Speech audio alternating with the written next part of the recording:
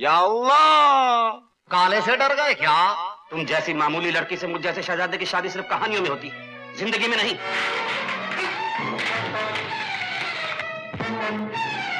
आप क्या चाहेंगे, गरम या ठंडा? मैं इस लड़की का खून पीना चाहती हूँ। गर्मा गर्म या बर्फ डाल के लाऊं? 26 अप्रैल 1968 को release comedy drama family musical से भरी ब्रह्मचारी में लीड रोल में शम्मी कपूर, राजश्री, मुमताज, प्राण, जगदीप, धूमल, मोहन चोटी और महमूद जूनियर के अलावा कई और कलाकार नजर आए थे। फिल्म के डायरेक्टर थे बप्पी सोनी, प्रोड्यूसर थे जीपी सीपी, स्टोरी लिखी थी सचिन भौमिक ने और डायलॉग लिखे थे आनंद रोमानी ने। संगीत दिया था शंकर जयकिशन ने, तो गीतकार शैलेंद्र, हसरत जयपुरी और राजेंद्र कृष्ण के लिखे 6 सॉन्ग रखे गए थे। सभी सॉन्ग में बतौर प्लेबैक सिंगर आवाज दी थी मोहम्मद रफी और सुमन कल्याणपुर ने। सॉन्ग थे आजकल तेरे मेरे प्यार के चर्चे हर जबान पर, चक्के में चक्का, चक्के पे गाड़ी, गाड़ी में निकली गाँव, तुम सो जाओ, सुख सपनों में खो जाओ, मोहब्बत के खुदा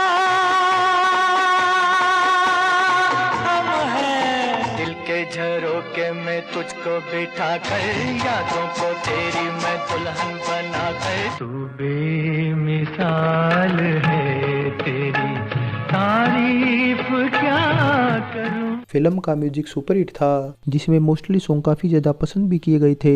2 घंटे 37 मिनट की ब्रह्मचारी को 6.6 आउट ऑफ 10 IMDb रेटिंग मिली हुई है। तो बजट इसका तकरीबन 45 से 50 लाख रुपए के आसपास रखा गया था और रिलीज होने के बाद बॉक्स ऑफिस इंडिया पर ये 1 करोड़ 25 लाख रुपए का कलेक्शन कर हिट रही थी। तो ओवरसीज मार्केट को मिलाकर ओवरऑल वर्ल्ड वाइड कुल कलेक्शन 2 करोड़ रुपए से ज्यादा पहुंच गया था। दोस्तों, ये तो बात रही ब्रह्मचारी से जुड़ी कास्ट और परफॉर्मेंस की। अब बात करते हैं इससे जुड़े नॉन फैक्ट्स की। पहले फैक्ट की बात करें तो जब डायरेक्टर बप्पी सोनी ने शम्मी को स्क्रिप्ट सुनाई तो उन्हें पसंद तो आई, लेकिन सोचने के लिए कुछ टाइम मांगने के बावजूद जब उनकी तरफ से कोई जवाब नहीं मिला तो बप्पी ने जल्दी फिल्म कंप्लीट करने के लिए जुबली स्टार राजेंद्र कुमार को साइन कर लिया। और फिर एक दिन जब राजेंद्र शम्मी से मिले तो उन्होंने ब्रह्मचारी फिल्म का जिक्र करते हुए बताया कि अब उनकी रिजेक्ट की गई फिल्में भी उन्हें मिलने लगी हैं। तो शम्मी काफी शॉक्ड रह गए और बप्पी सोनी से पूछ लिया कि जब उन्होंने फिल्म रिजेक्ट नहीं की है तो फिर राजेंद्र फिल्म में कैसे आ गए। और इसके बाद ये जानने के बावजूद भी कि राजेंद्र को साइनिंग आउट दिया जा चुका है, शम्मी अपनी जिद पर अड़े रहे और बोलते रहे कि हीरो तो वे ही होंगे। शम्मी ने सारे जतन करके देख लिए, लेकिन जब बप्पी सोनी मजबूरी के चलते नहीं माने तो वे राजेंद्र के घर पहुंच गए और उनसे फिल्म छोड़ने की गुजारिश करने लगे।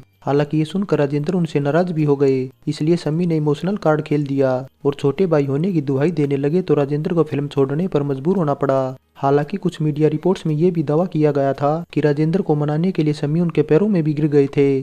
दूसरे फैक्ट की बात करें तो आजकल तेरे मेरे चर्चे प्यार के सॉन्ग ऐसा लगता है मानो इसे मोहम्मद रफी के साथ लता मंगेशकर ने गाया हो, लेकिन वास्तव में इस सॉन्ग में मोहम्मद रफी के साथ आवाज सुमन कल्याणपुर ने दी थी। सुमन कल्याणपुर की आवाज ऐसी थी कि उस टाइम सभी भ्रम में रहते थे कि सॉन्ग लता मंगेशकर ने गाया है।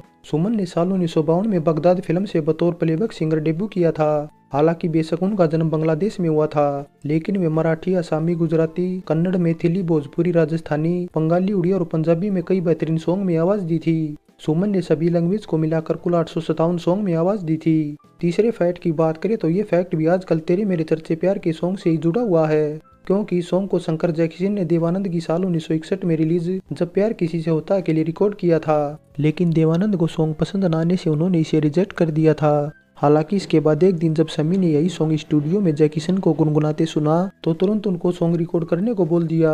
शम्मी उस टाइम इस सॉन्ग को बल्ब मास्टर में रखना चाहते थे, लेकिन मनमोहन देसाई फाइनेंशियल इशू के चलते इसे फिल्मा नहीं पाए, जिसके बाद शम्मी ने सॉन्ग जीपीसीपी को ब्रह्मचारी में रखने को दे दिया। शम्मी कुछ तो इस वजह से भी सॉन्ग को ब्रह्मचारी में रखने की वकालत कर रहे थे, क्योंकि बल्ब मास्टर एक ब्लैक एंड व्हाइट फिल्म थी जबकि ब्रह्मचारी पूरी तरह से कलर्ड थी। और रिलीज के बाद ब्रह्मचारी में इस सॉन्ग को रखना उनका बेस्ट डिसीजन भी रहा, क्योंकि लोगों ने सॉन्ग को काफी ज्यादा पसंद किया था। चौथे फैक्ट की बात करें तो साल 1987 में आई मिस्टर इंडिया इस फिल्म का रीमेक तो नहीं थी, लेकिन इससे काफी ज्यादा इंस्पायर्ड जरूर थी, क्योंकि मिस्टर इंडिया में अगर गायब होने वाला मैजिक नहीं होता तो दोनों की मोस्टली स्टोरी लगभग सेम ही थी। ब्रह्मचारी हो या फिर मिस्टर इंडिया, दोनों में कई बातें कॉमन थी, जिसमें सबसे पहली तो ये कि दोनों में अनाथ बच्चों को दिखाया गया था, तो कुक का रोल भी ऑलमोस्ट सेम था। ब्रह्मचारी में जहां मोहन चोटी कुक के रोल में थे तो मिस्टर इंडिया में सतीश कौशिक ने अपनी परफॉर्मेंस से लोगों का दिल जीत लिया था। इसके अलावा कई और ऐसे सीन थे जो मिस्टर इंडिया में न केवल हूबहू ब्रह्मचारी से ही लिए गए थे, बल्कि ब्रह्मचारी की तरह ही मिस्टर इंडिया भी बॉक्स ऑफिस पर हिट थी। 5वें फैक्ट की बात करें तो फिल्म के एक सीन में प्राण शम्मी को जंगली और बदतमीज कहकर बुलाते हैं।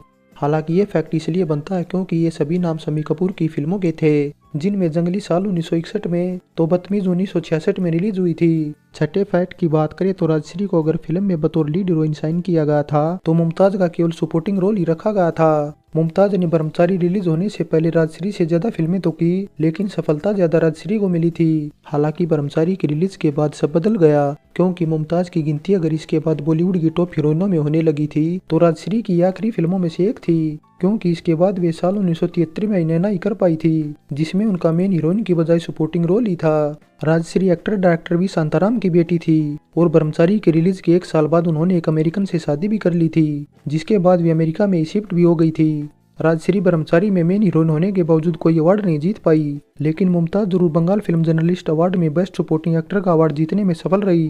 7वें फैक्ट की बात करें तो बॉक्स ऑफिस पर फिल्म की सफलता को देखते हुए साउथ के फिल्मकारों ने इसका साल 1970 में इंगा मामा टाइटल से और तेलुगु में देवुडू ममाया टाइटल से 1981 में रीमेक बनाया गया था, तो साल 1977 में रिलीज धर्मेंद्र हेमा की ड्रीम गर्ल भी ब्रह्मचारी का ही फीमेल वर्जन रीमेक थी। 8वें फैक्ट की बात करें तो 60 के दशक के मोस्ट पॉपुलर सॉन्ग में से एक फिल्म गुमनाम के हम काले हैं तो क्या हुआ दिलवाले हैं को डांस के तौर पर रखा गया था, जिसे महमूद से इंस्पायर्ड नईम सईद यानी महमूद जूनियर पर फिल्माया गया था। हालांकि सॉन्ग गुमनाम के फिल्मकारों से परमिशन लेने के बाद ही रखा गया था, और इसे फिल्म में रखने से हुआ ये कि इसके बाद महमूद जूनियर बतौर चाइल्ड आर्टिस्ट एक स्टार बन गए थे।